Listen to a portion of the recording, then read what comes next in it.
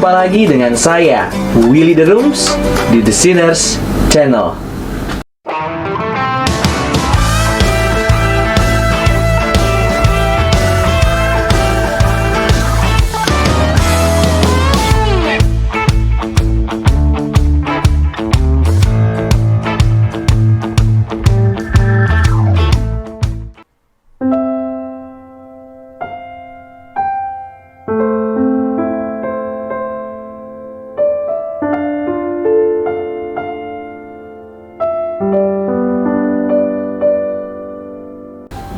Doktrin predestinasi adalah salah satu doktrin yang sering diperdebatkan.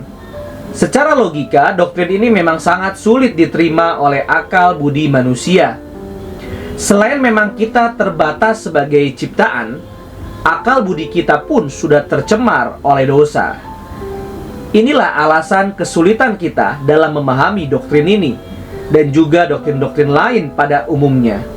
Cara berpikir kita sebagai manusia berdosa terus kita bawa dalam mempelajari kebenaran firman Tuhan. Pola berpikir yang berpusat pada diri manusia, bukan kepada Allah, berpusat pada perbuatan baik manusia, bukan kepada salib Kristus. Inilah yang membenturkan kita dengan jalan buntu. Sebagai contoh, sewaktu mendengar kalimat "engkau terpilih", akan timbul perasaan bangga dalam hati kita. Kata terpilih seringkali kita asosiasikan dengan kata outstanding, karena memiliki kualifikasi yang menonjol dibandingkan dengan yang lain. Dengan kalimat lain, kita dipilih karena kita memiliki suatu kelebihan atau kualitas yang menjadikan kita layak untuk dipilih. Engkau dipilih mendapatkan beasiswa karena berprestasi dalam pendidikan. Engkau dipilih untuk menempati posisi penting dalam perusahaan yang bonafit karena memiliki kompetensi yang memadai.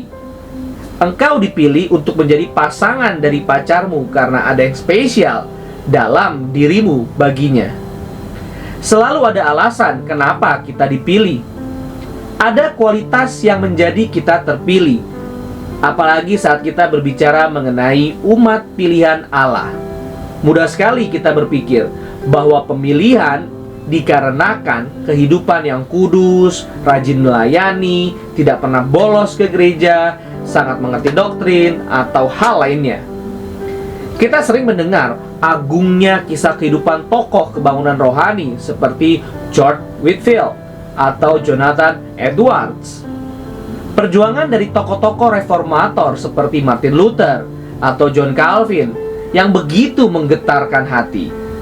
Atau juga mendengar betapa saleh dan berdedikasinya para kaum Puritan seperti John Knox, Richard Baxter, John Owen, dan lain-lain. Saat kita mendengar kisah-kisah kehidupan mereka, kita begitu kagum dan mungkin berpikir, tidak heran kalau mereka menjadi umat pilihan Allah. Mereka begitu agung dan besar. Mereka qualified untuk menjadi umat pilihan Allah. We are qualified, therefore we are chosen. Pola pikir seperti ini akan menimbulkan beberapa reaksi yang mungkin kita jumpai. Pertama, reaksi yang menunjukkan inferioritas. Hal ini ditandai dengan perasaan tidak layak atau bahkan rendah diri yang disebabkan oleh self-pity.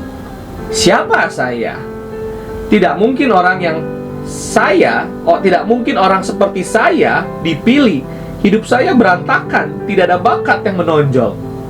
Saya terlalu buruk untuk dipilih kalau dibandingkan dengan orang lain.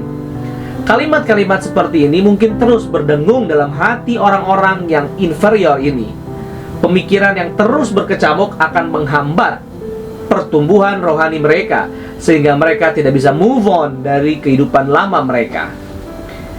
Tidak berani melayani karena merasa tidak layak, menjauh dari persekutuan orang percaya karena merasa diri berdosa, bahkan mengabaikan doa dan pembelajaran firman Tuhan karena merasa itu tidak cocok bagi dirinya. Semua pemikiran ini bagaikan lingkaran setan yang menjebak dirinya sehingga ia sulit untuk melihat anugerah Tuhan yang berlimpah di sekelilingnya, bahkan di dalam dirinya. Hal ini akan menimbulkan pertanyaan, tetapi bukankah memang kita adalah orang berdosa yang tidak layak untuk dipilih Tuhan? Bukankah sebagai orang percaya kita dituntut untuk memiliki kerendahan hati dan perasaan tidak layak di hadapan Tuhan? Betul, kita harus memiliki perasaan dan pengertian tidak layak atas diri kita di hadapan Tuhan, karena memang pada kenyataannya kita adalah manusia berdosa dan hina. Tetapi hal ini jelas berbeda dengan perasaan orang yang terjebak dalam inferioritas, karena yang menjadi fokus mereka adalah human merit, bukan anugerah Tuhan. Kedua, reaksi yang menunjukkan superioritas. Kebalikan dari reaksi pertama, perasaan layak atau kebanggaan akan kemampuan diri terlihat kental dalam reaksi ini. Orang seperti ini merasa bahwa ia dipilih karena ia memang berkualitas, memiliki talenta dan potensi yang sangat besar. Orang yang sangat berpengaruh, entah karena networking yang luas, harta yang banyak, atau karena kemampuan yang mumpuni. Kalau ia mendapatkan anugerah atau kesempatan melayani, ia menanggapinya dengan biasa-biasa saja, karena merasa layak, dan semua itu bahkan merasa itu menjadi suatu kesempatan untuk show off. Atau mungkin kita belum menjadi se-ekstrim itu, tetapi di saat kita take it for granted terhadap berkat dan anugerah yang Tuhan berikan, kita sudah menjadi seorang yang superior. Lama-kelamaan, orang seperti ini akan merasa harus menjadi yang utama dalam pelayanan, karena tanpa dirinya bisa berantakan. Menanggapi hal ini, sebuah pertanyaan mungkin muncul. Apakah orang Kristen tidak boleh berbangga? Bukankah memang setiap manusia memiliki panggilan yang sudah Tuhan perlengkapi dengan talenta dan karunia yang unik untuk setiap pribadi? Memang Tuhan memberikan kita talenta dan tidak salah untuk kita berbangga dan mensyukuri hal itu. Tetapi semua itu harus dilakukan di dalam Tuhan, bukan bagi diri. Untuk menghadapi pola pikir seperti ini, kita perlu kembali merenungkan doktrin unconditional election, sebuah doktrin yang akan membawa kita bersandar kepada anugerah Tuhan, bukan human merit. Hal ini dapat kita lihat dalam kisah kehidupan yang dicatat di dalam Alkitab. Tokoh-tokoh Alkitab yang mungkin selama ini kita kira orang-orang yang hebat, ternyata mereka pun adalah orang-orang yang banyak kelemahan. Dan justru di balik kelemahan itu, Tuhan memakai dan membentuk mereka. Kita dapat melihat dari setidaknya beberapa tokoh Alkitab yang kita kenal dengan baik.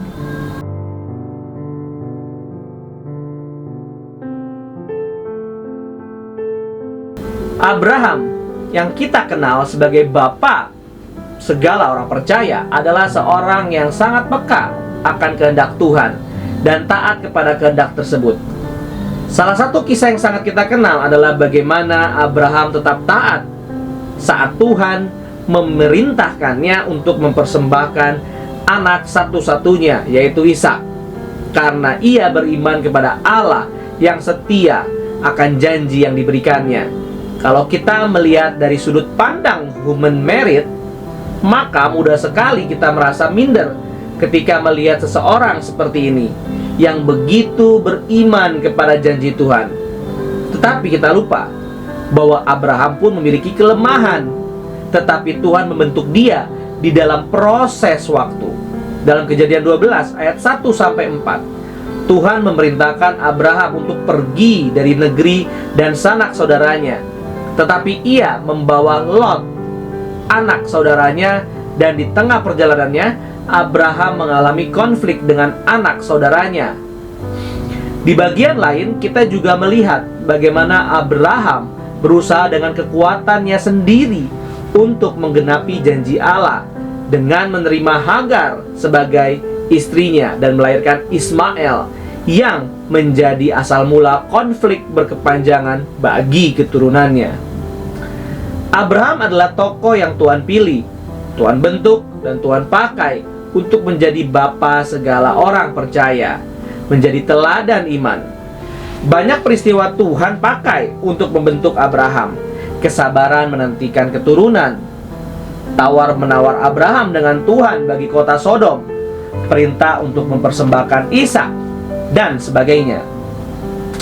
Semua peristiwa ini menjadikan Abraham seorang bapa bagi kita orang-orang percaya.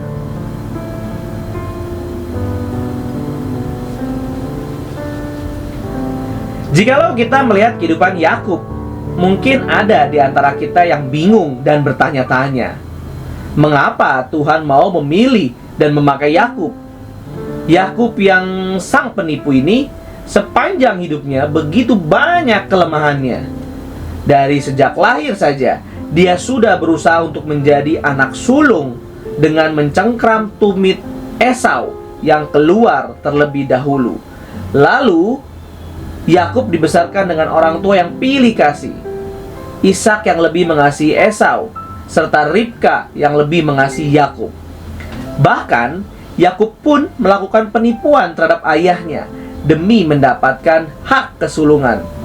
Yang lebih ironisnya adalah penipuan ini didukung oleh ibunya, yaitu Ribka. Lalu kisah tipu menipu ini masih berlanjut saat Yakub bekerja pada Laban dan ingin meminang Rahel.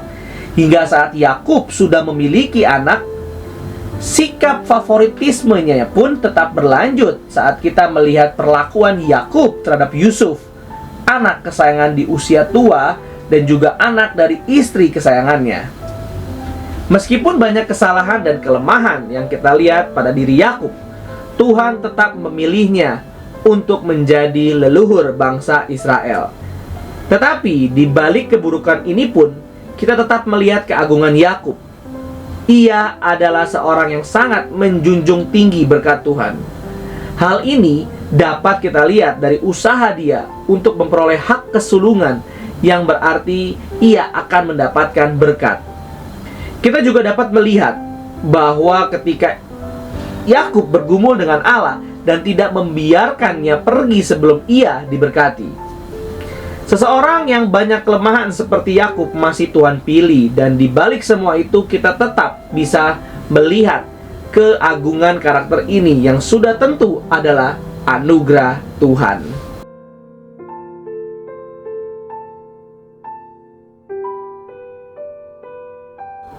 Kalau kita membandingkan kedua tokoh ini, kita pasti melihat dua kehidupan yang berbeda, yang cukup signifikan. Yusuf, seorang pemuda yang hampir tidak dicatat secara eksplisit kekurangannya. Kalau kita membaca kehidupannya dari awal sampai akhir, karakternya begitu hampir bisa dikatakan sebagai pemuda yang ideal. Sejak muda, ia begitu taat kepada ayahnya di dalam setiap hal. Ia selalu mengerjakan yang terbaik dengan hati yang takut akan Tuhan, baik saat menjadi budak tahanan maupun sebagai orang kepercayaan Firaun. Ia menolak rayuan istri Potifar saat kesempatan untuk berbuat dosa terbuka lebar. Ia berbesar hati mengampuni segala kesalahan saudara-saudaranya terhadap dirinya. Bahkan menolong hidup mereka meskipun mereka pernah mereka-rekakan yang jahat kepada diri Yusuf. Karena ia melihat pekerjaan Tuhan di balik semuanya itu. Kehidupan yang hampir tidak bercela, bukan? Kita mungkin berpikir bahwa orang seperti Yusuf ini yang akan Tuhan pilih. Mari kita bandingkan dengan Yehuda. Yehuda bersekongkol dengan saudara-saudaranya untuk membunuh Yusuf. Tetapi pada akhirnya ia memberikan ide untuk menjual Yusuf karena menilai hal itu lebih menguntungkan bagi dirinya. Berbeda dengan Yusuf yang menolak rayuan istri Potifar, Yehuda tidur dengan seorang perempuan yang dikiranya sundal. Namun ternyata perempuan itu adalah menantunya sendiri.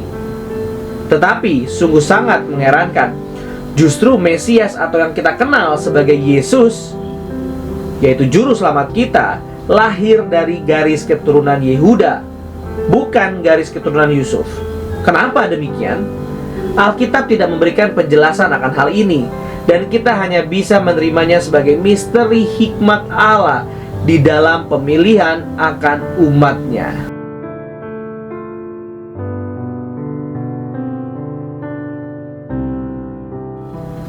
Dalam khotbah pendeta Stephen Tong mengenai waktu dan hikmat, beliau membagi kehidupan Musa dalam 3 fase yang masing-masing selama 40 tahun. Dalam 40 tahun pertama diberikan judul I am everything. 40 tahun berikutnya I am nothing. Dan 40 tahun terakhir God is everything. Bila kita hanya melihat 40 tahun awal kehidupan Musa, kita mungkin berpikir bahwa Musa adalah orang yang sangat cocok untuk dipilih dan dipakai Tuhan. Ia adalah seorang yang mendapatkan didikan terbaik pada zamannya dan memiliki kuasa sebagai anak dari putri Firaun. Ia adalah seorang yang begitu berpotensi dengan berbagai pengetahuan yang ia dapatkan sebagai seorang putra dalam kerajaan. Tetapi saat kita melihat masa setelah 40 tahun awal kehidupannya, kita akan menyadari bahwa kemampuan atau kualitas yang tinggi dari seorang Musa tidak langsung menjadikannya seorang yang pasti atau layak untuk Tuhan pilih dan pakai. Hal ini terbukti dalam 40 tahun masa padang gurun jiwa dari Musa, di mana ia harus rela bukan menjadi siapa-siapa, menjadi seorang yang tidak dipandang, tidak signifikan, dan hanya mengembalakan domba. Baru setelah masa 40 tahun ini, Musa Tuhan pilih dan pakai dalam pekerjaannya. Jikalau kita melihat 5 tokoh Alkitab tersebut, masihkah kita bisa berkata bahwa Tuhan menyatakan pilihannya karena kualifikasi manusia atau human merit? Apakah karena kualitas diri kita maka Tuhan memilih dan memakai kita? Tidak. Ini adalah pola pikir yang salah. Pola pikir yang ingin meninggikan manusia dan merendahkan Allah, mengingat jasa manusia tetapi melupakan karya keselamatan Allah. Alkitab mengajarkan kepada kita hal yang sangat berbeda dengan pola pikir ini. Alkitab mengajarkan kita untuk kembali dalam pengertian anugerah dari Allah yang berdaulat.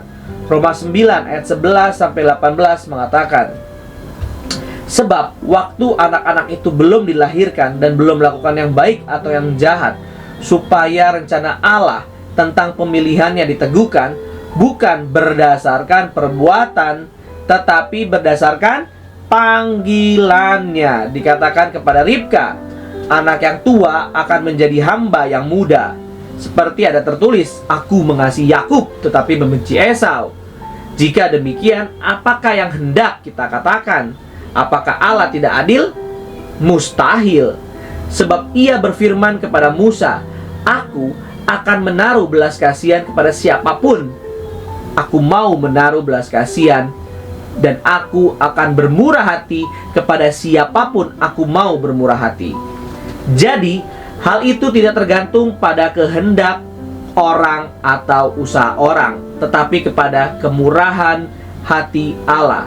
Sebab kitab suci berkata kepada Firaun, itulah sebabnya aku membangkitkan engkau, yaitu supaya aku memperlihatkan kuasaku di dalam engkau, dan supaya namaku dimasyurkan di seluruh bumi.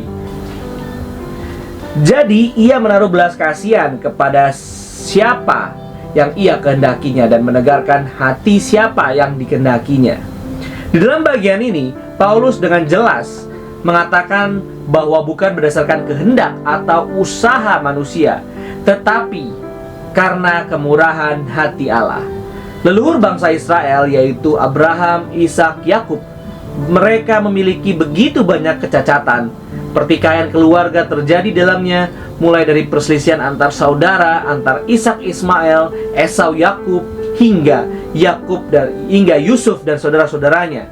Lalu kita juga melihat adanya sikap pilih kasih dalam keluarga. Ada juga penipuan yang dilakukan demi keuntungan pribadi. Tetapi di balik semua itu, Tuhan tetap memilih mereka. Mengapa? Hanya karena kemurahan hati Allah. Melihat semua ini, seharusnya kita tidak lagi ragu bahwa Tuhan kita tidak melakukan pilihannya berdasarkan perbuatan kita. Semua hanya karena anugerah dan kedaulatannya. Begitu juga sebaliknya, banyak hal agung yang dicatatkan leluhur Israel ini, tetapi itu tidak menjadikan mereka qualified sebagai umat Allah, karena kita melihat keyakinan bahwa Tuhan tetap menempa mereka dengan keras untuk menjadikan mereka umat Allah yang berkualitas. Lalu, bagaimana seharusnya kita merespons dengan tepat?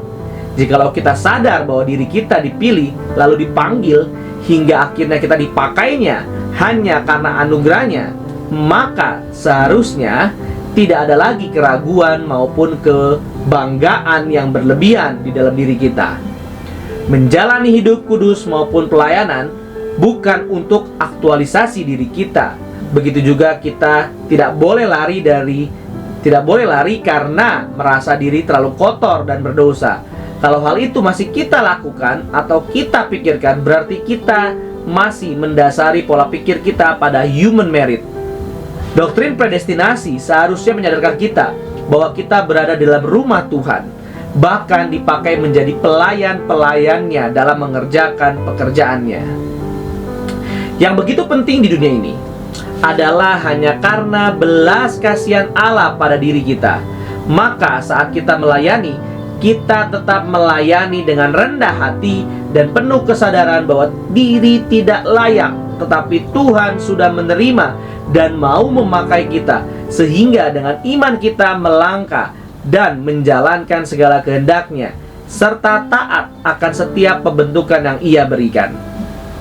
Kalau Tuhan memberikan talenta, karunia maupun kesempatan untuk kita melayaninya, kita boleh berbangga karena itu sebagai bagian dari pengucapan syukur kita kepada Allah, bukan demi memperoleh pujian, melainkan demi memuji Allah.